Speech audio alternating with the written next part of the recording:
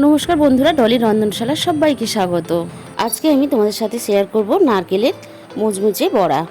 এটা গরম ভাতের সাথে বা শুধু মুখে খেতে অসম্ভব সুন্দর লাগে। তোমরা একবার হলো ট্রাই করে দেখতে পারো। তাহলে আজকে কী কী লাগছে দেখে নেওয়া যাক। এখানে আমি নিয়ে নিলাম একটা মাঝারি সাইজের কোরানো নারকেল, আর দিয়ে দিলাম নারকেলের মধ্যে 1 চামচ পরিমাণ পোস্ত, আর দিয়ে দিলাম 2 চামচ পরিমাণ বেসন।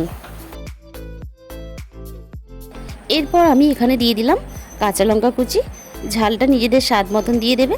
আর দিয়ে দিলাম একটা মাঝারি সাইজে পেঁয়াজকে এইভাবে লম্বা লম্বা করে কেটে।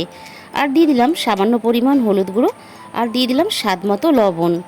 আর এখানে একটু দিয়ে দেব অল্প পরিমাণ কালো জিরে। কালো জিরে নারকেলের সাথে দিলে খেতে খুবই ভালো লাগে।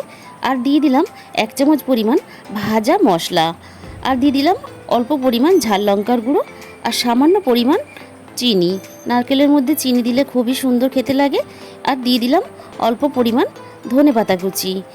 এবার আমি সব কিছু খুব ভালোভাবে প্রথমে শুকনো উপকরণগুলো মেখে নেব। এখনই এখানে জল দেব না, জল দেবার প্রয়োজন হলে আমি এখানে জল দেব। আমার এখানে আরও একটু বেসনের প্রয়োজন হয়েছে, তাই আমি এখানে দিয়ে দিলাম 1 চামচ পরিমাণ বেসন আর অল্প একটু জল ছিটিয়ে। এবার সব কিছু খুব ভালোভাবে মেখে নেব। যে ভাজা মশলাটা আমি এখানে ব্যবহার করেছি তার মধ্যে ছিল গোটা জিরে, গোটা ধনে আর শুকনো লঙ্কা শুকনো খোলায় ভেজে গুঁড়ো করা। এরপর আমি এখানে দেখো একটা ফ্রাইং প্যানে তেল বসিয়ে দিয়েছি। এবার তেলটা খুব ভালোভাবে গরম হয়ে যাওয়ার পরে আমি একে একে এইভাবে বড়াগুলো তেলের মধ্যে ছেড়ে দেব। আমি এখানে সব কটা বড়াই একসাথে দিয়ে দেব। একটা সাইড খুব ভালোভাবে হয়ে যাওয়ার পরে আমি একে একে বড়াগুলো এইভাবে উল্টে দেব। নারকেলের এই ভাজা বড়া গরম ভাতের সাথে খেতে খুবই ভালো লাগে। আর নিরামিষের দিন হলে তোমরা এখান থেকে পেঁয়াজটাকে বাদ দেবে। আমার সমস্ত নারকেলের বড়াগুলো খুব সুন্দরভাবে লালচে করে মুচমুচে করে ভাজা হয়ে গেছে। এবার আমি সবকটা বড়া তুলে নেব।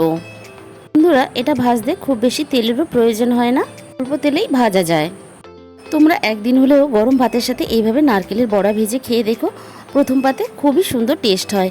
তাহলে আজকের রেসিপিটা তোমাদের যদি ভালো লেগে থাকে অবশ্যই ভিডিওতে একটা লাইক করো আর প্রচুর প্রচুর শেয়ার করো। আর যে সমস্ত নতুন বন্ধুরা আমার চ্যানেলে এসেছে তাদের কাছে আমার অনুরোধ রইল আমার চ্যানেলটাকে সাবস্ক্রাইব করে পাশে থাকার জন্য। তাহলে দেখা হবে অন্য কোনো রেসিপির সাথে। আজকে তাহলে এই পর্যন্ত।